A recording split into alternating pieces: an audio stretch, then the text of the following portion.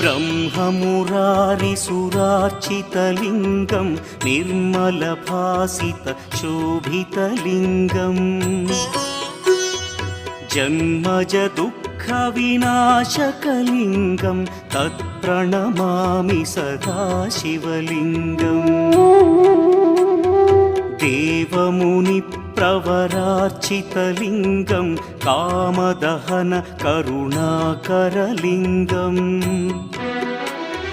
रावणदर्पविनाशकलिङ्गं तत्प्रणमामि सदा शिवलिङ्गम्